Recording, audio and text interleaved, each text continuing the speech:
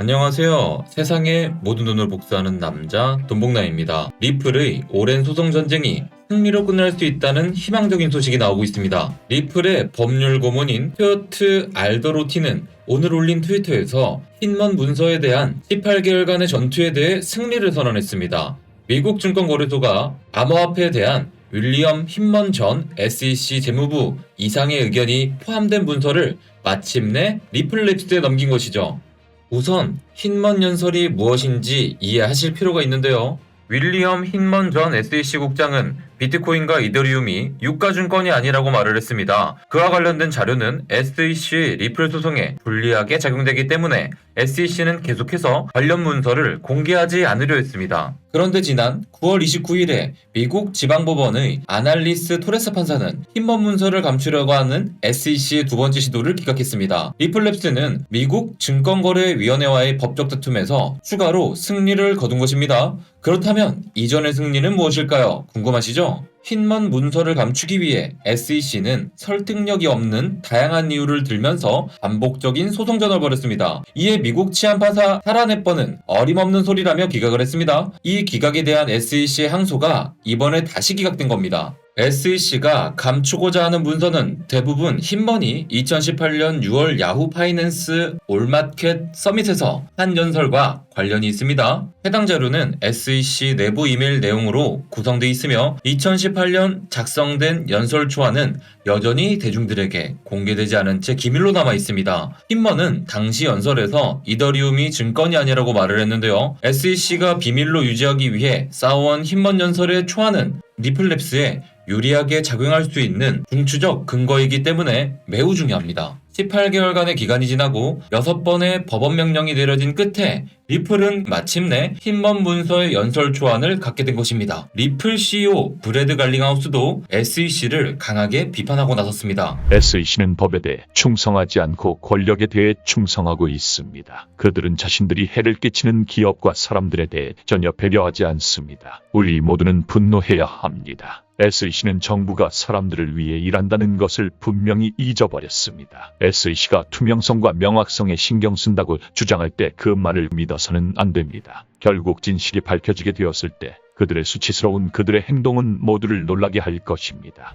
리플과 SEC가 약식 판결을 요청한 것이 호재가 되어 리플은 9월 중에 상당한 상승을 보여줬습니다. 6월 18일의 저점에 비해 91%까지 상승했다가 최근 일부 조정을 받은 상태인데요. 리플과 관련해서 제가 8월 1일과 9월 23일에 자세히 분석해드렸던 것 기억나시나요? 당시에 제가 어떻게 설명드렸는지 빠르게 한번 다시 보고 가겠습니다. 자, 8월 1일 영상 자료입니다. 제가 분할 매도로 접근해 볼 수 있는 중요한 가격은 당시 가격으로부터 44% 상승한 0.55달러 부근이라고 분명히 말씀드렸는데요. 지금의 리플 가격은 어떤 위치에 있는지 궁금하시죠? 같이 한번 살펴볼까요? 이야, 여러분들 정확히 말씀드린 0.55달러에 위치한 상태입니다. 따라서 제가 말씀드린 가격에서 분할로 매수하신 분들은 44% 오른 가격에 분할 매도로 수익 확정을 내리면 좋은 타이밍이 드디어 온 것입니다. 하지만 당시 영상을 보실 땐 그러려니 하고 있다가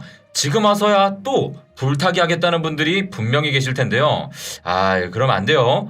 리플의 현재 추세가 지속될 수도 있겠지만 만약 지금까지의 상승세를 되돌리게 된다면 지금 들어가신 분들은 또 고점에 물리거나 지금 늦게 또 타셔가지고 조금만 더 조정을 주면 심장이 터질 것 같은 그런 느낌을 받으시겠죠. 그리고 또 버티지 못하고 손절하고 마실 겁니다. 대세 상승장의 경우에야 수익을 길게 끌고 가는 전략이 유효하겠지만 지금처럼 거시경제 전체가 받쳐주지 않을 땐 다른 전략을 취할 필요가 있습니다. 현물의 경우 충분히 낮은 가격에 분할로 매수 접근하다가 펌핑이 나올 땐 익절하는 식으로 접근해야지 리스크 관리가 되고요. 여러분들 멘탈 관리에도 도움이 상당히 될 겁니다. 말씀드렸던 대로 리플은 정확히 하얀색 점선 구간에서 조정을 주었으며 이후의 반등 과정에서도 또다시 같은 구간이 저항으로 작용했다는 것을 확인할 수 있습니다. 하지만 현재 리플은 저점 또한 지지하는 모습을 보여주고 있기에 다시 분할 매수로 접근해봐도 나쁘지 않은 조건입니다. 특히 리플 CEO 브래드 갈링하우스가 내년 상반기에 소송이 종결될 것으로 예상하고 있는 상황이기에 그 전에 리플이 한번 큰 움직임을 보여줄 가능성이 높다는 점을 참고하실 필요가 있겠습니다. 바로 어제 리플이 아래 꼬리를 만들며 지지를 받은 곳을 잘 보시길 바랍니다. 리플이 6월 18일 저점과 9월 23일 고점을 기준으로 작동한 피보나치 되돌림으로 볼 때 정확히 0.5 라인입니다. 0.43달러 가격에 해당하는 지지선인데요. 0.43달러의 지지가 무너지지 않는 한 리플은 더 큰 상승을 위한 상승 추세를 유지할 수 있습니다. 자, 이제 리플이 상승세를 탔을 때 현실적으로 어느 정도 더 상승할 수 있을지를 살펴보도록 하겠습니다. 3월 28일의 고점과 6월 18일의 저점을 기준으로 살펴보면 리플이 하얀색 점선이 위치한 0.55달러를 돌파한 이후로는 그린존 상단부인 0.61달러가 주된 저항선이 될 것이라는 것을 알 수 있겠습니다. 그렇다면 우리는 0.61달러를 1차 분할 매도 지점으로 설정해 볼 수 있겠네요. 자, 좀 더 나아가 볼게요. 강한 저항선이었던 0.55달러를 뚫게 되면 거기서 발생하는 모멘텀으로 인해 0.61달러 저항선 또한 돌파할 가능성이 생기게 됩니다. 따라서 0.61달러에서 1차 분할 매도로 대응하는 분들은 0.61달러가 지지를 받는 여부를 유심히 살펴보는 것이 좋습니다. 피보나치 0.5 라인인 0.61달러의 지지까지 받게 된다면 이후로 리플은 블루존 상단부까지인 0.79달러까지 접근할 가능성이 높기에 그 주변을 2차 분할 매도 구간으로 삼아보는 전략이 유효할 수도 있겠습니다. 하지만 이 모든 시나리오는 거시경제나 비트코인이 받쳐줄 때 가능하다는 점 잊으셔서는 안됩니다. 상황에 맞지 않은 재정정책으로 국가를 위태롭게 하던 리즈 트러스 영국 총리는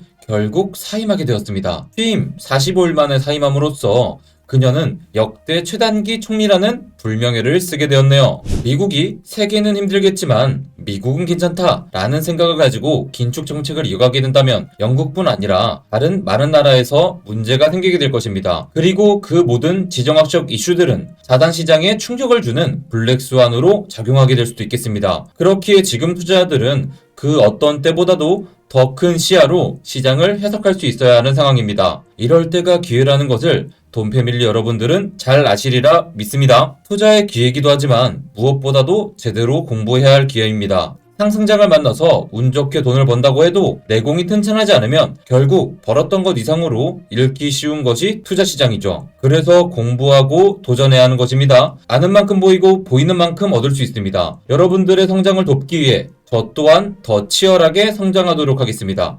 시장이 힘들어도 베어마켓이 지속될지라 할지라도 DBM 컴퍼니는 여러분들을 위해 계속해서 성장해 나갈 것입니다. 저희 DBM 컴퍼니에 들어오시면 크립토신에 대한 완벽한 이해를 하시게 될 수 있습니다. 크립토를 잘 몰라도 됩니다. 마케터분들, PM, PL분들, 그리고 개발자분들 마음껏 지원하세요. 그럼 우리 내일 만나요. 안녕!